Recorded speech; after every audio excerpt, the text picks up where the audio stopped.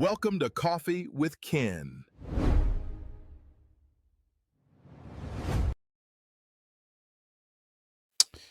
What is good? What is good, everybody? It's your man's Ken Jackson, and this is the Coffee with Ken episode. And today, let's talk about something that doesn't get nearly enough attention. Not the slogans, not the rallies, not the theatrics, but the pattern. The pattern that didn't start with Donald Trump. Let's see here.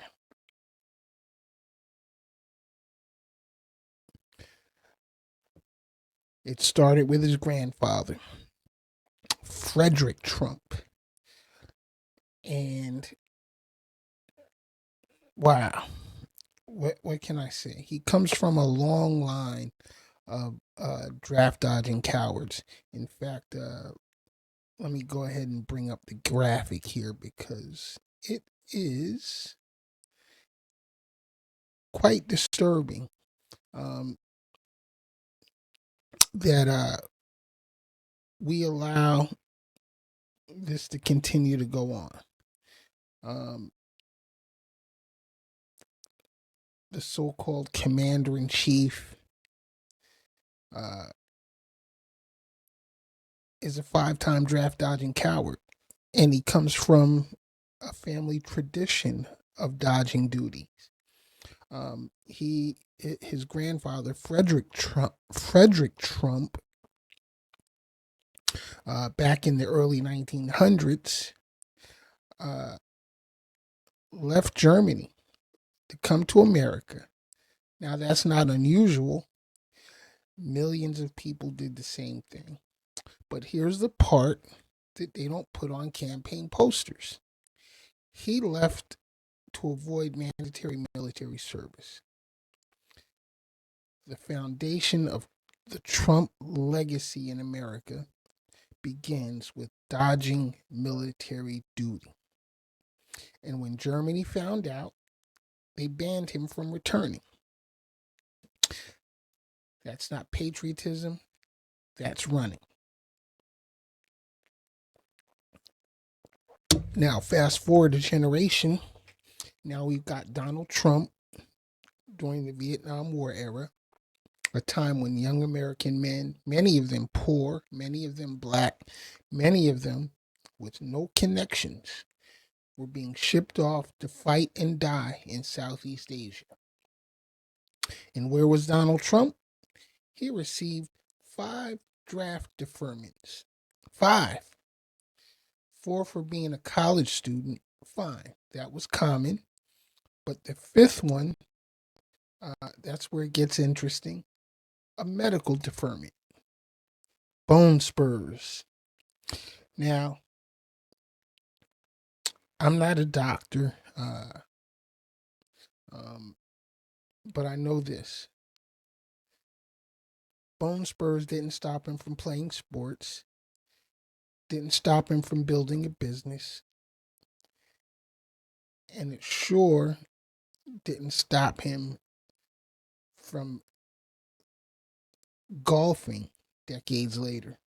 But somehow they stopped him from serving his country, from serving our country, which unfortunately he now leads. Now let's bring this all into focus, y'all, because this isn't just about history, it's about credibility. This is about character. This is about the audacity of a man who never served, whose family has a pattern of avoiding service, standing at a podium and talking about sending our children into war. Let me say that again. Our sons, our daughters, our blood, our sacrifice, not his. And here's the part that hits especially hard for me, and hopefully for other veterans out there. Because if you've worn the uniform, if you stood watch, if you've lost brother and sisters in arms, you understand something deeper than politics. You understand the weight of that decision. War is not a soundbite. It's not a campaign talking point. It's not something you tweet about at 2 a.m. It's life and it's death. So the question becomes, how does someone with that history, that lineage of avoiding duty, convince millions, including veterans, that he should be trusted with the power to send Americans into harm's way? How? Now, look, this isn't about blind loyalty to any party. This isn't Democrat versus Republican. It's about values, because supporting the troops doesn't mean waving a flag and shouting slogans. It means understanding the cost of war. It means respecting those who serve, not just in words, but in example. And what examples are we looking at here?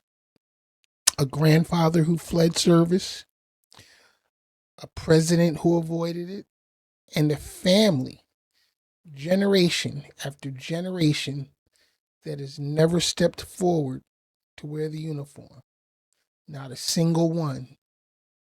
Meanwhile, in towns all across America, working class families, veterans' families are the ones answering the call. They're the ones with skin in the game. We're the ones with skin in the game. So when you hear the tough talk, the chest thumping, the we're going to do this, we're going to do that rhetoric, ask yourself one simple question: who's really paying the price? Because history tells us it's not him, it's not his family. And maybe, just maybe, that should matter a whole lot more than it currently does. I'm Ken Jackson, and this has been Coffee with Ken. If you feel like America deserves better, please, please, please follow me here on YouTube, Crazy Baby TV World. Check out my website. Check out the blogs at www.crazybabytvworld.com. And even more importantly, if you're on TikTok, find me on TikTok, Crazy Baby TV World. Until next time, y'all, peace. I'm out. Thanks for watching, and please like, subscribe, and share this video.